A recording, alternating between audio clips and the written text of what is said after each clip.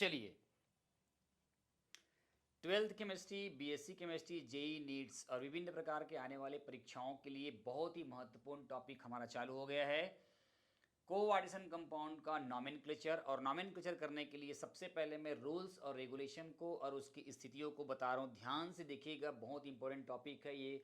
इस तरह का कॉन्सेप्ट आपको किसी बुक में लिखा हुआ दिखाई नहीं देगा और न ही यूट्यूब के किसी वीडियो पे एकदम डिटेल से इसका कंटेंट आपको देखने को मिलेगा। यकीन मानिए, इस वीडियो में आपको गदगद कर दूंगा और आपके नॉलेज को बूस्ट कर दूंगा। चलिए देखिए, तो सबसे पहले जब भी आप कोऑर्डिनेशन कंपाउंड का जब नामकरण करेंगे तो नामकरण करने के लिए मैंने एक फार्मूला बनाया है। उस फार्मूला का नाम है काउंटर आयन नेम, प्रति आयन का नाम। उसके बाद आएगा नंबर ऑफ लिगेंड्स, लिगेंड की संख्या। उसके बाद है नंबर ऑफ लिगेंड्स और लिगेंड की है ना, लिगेंड का नाम अल्फ़ाबेटिकल ऑर्डर में। अगर दो या दो से अधिक लिगेंड होगा तो अल्फ़ाबेटिकल ऑर्डर में लिखा जाता है। नेम ऑफ द CMA, केंद्रीय धातु परमाणु। अगर निगेटिव अगर पॉजिटिव होगा और न्यूट्रल होगा तो कॉमन लैटिन नेम यूज़ करेंगे, निगेटिव होगा तो 8 का यूज़ करेंगे। ऑक्सीडेशन नंबर ऑफ द है ना सेंट्रल मेटल आयन, जो कि रोमन वर्ड्स में होंगे और स्मॉल ब्रैकेट में लिखा जाएगा। उसके बाद अगर वो संकुल गुरु कोष्ठक कोऑर्डिनेशन स्फीयर अगर मान लो कि बात पॉजिटिव और निगेटिव हो तो इन केस में हमें वहाँ पर आयन वर्ड का यूज़ करना है। And the last name of the counter ion, जिसको हम लोग क्या करेंगे, जहाँ पर नॉन मेटल हो सकता है या रेडिकल्स हो सकते हैं, यहाँ पर क्या हो सकते हैं, धातु हो सकता है। मतलब कुल मिला के जो काउंटर आयन होंगे वो पहले भी आ सकता है और आखिरी में भी आ सकता है। ठीक है, चलिए मैं रूल्स नंबर 1 में लेकर आ रहा हूँ, है ना। रूल्स नंबर 1, आयनों का नामकरण। समझ में आ रहा है। सबसे पहले हम लोग क्या करेंगे, आयनों का नामकरण करेंगे। उसमें मैंने 4 स्थितियां आपके सामने लाया है। चारों स्थितियों को आप बारीक से पढ़ेंगे तो आपको पूरा समझ में आ जाएगा।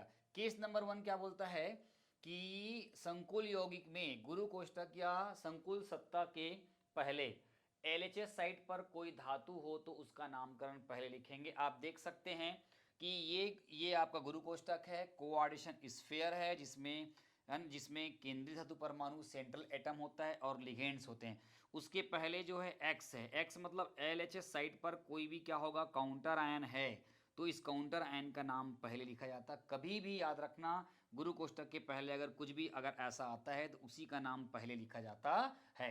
सेकेंड नंबर, आयनिक यौगिकों में गुरु कोष्ठक के बाद है ना राइट हैंड साइड पर कोई नॉन मेटल्स अधातु या रेडिकल्स या मूलक जुड़ा हो तो उसका नाम बाद में लिखते हैं। आप देख सकते हो ये गुरु कोष्ठक है। गुरु कोष्ठक में आपका केंद्रीय धातु परमाणु है ना, और उसके बाद लिगेंड है। इस गुरु कोष्ठक के बाद बोल रहे हैं, देखो यहाँ पर भी क्या है, RHS साइट पर क्या दिखाई दे रहा है आप लोग को, काउंटर आयन दिखाई दे रहा है। और ये काउंटर आयन कौन हो सकता है, या तो नॉन मेटल हो सकता है या क्या हो सकता है, रेडिकल्स हो सकते हैं। इसका नाम सबसे आखिरी में लिखा जाता है।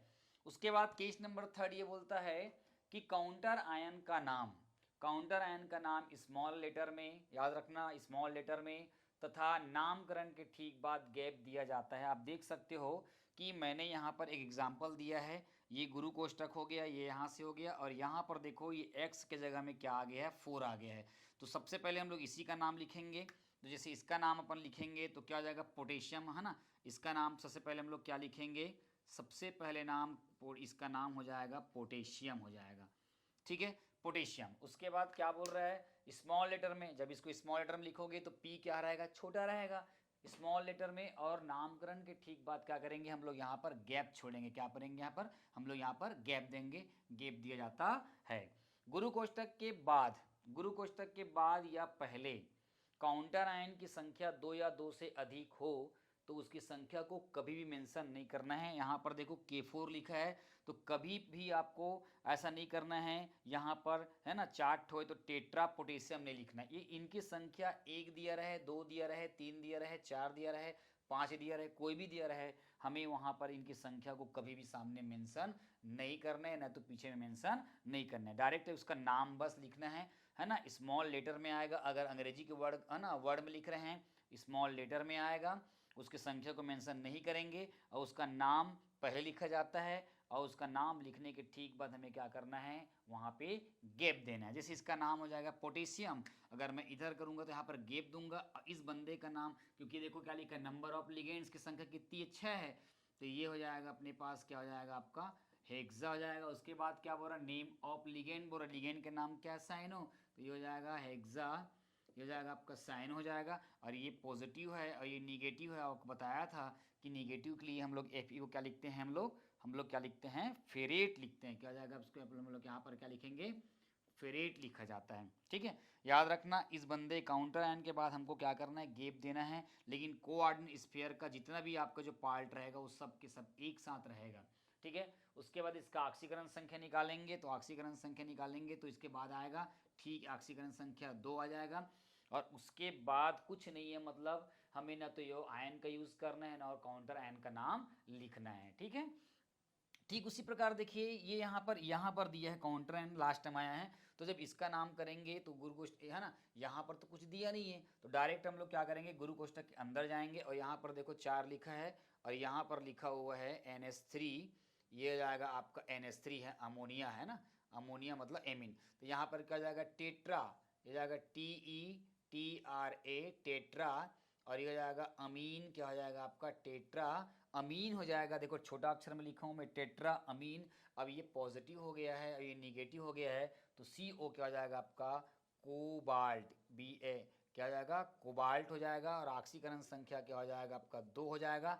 और ये बंदा बाहर में है, तो बाहर में तो क्या हो जाएगा आपका, इसका नाम क्या हो जाएगा आपका सल्फेट हो जाएगा। अगर यही अंदर में होता तो सल्फेटो हो जाता, बाहर में तो क्या हो जाएगा सल्फेट।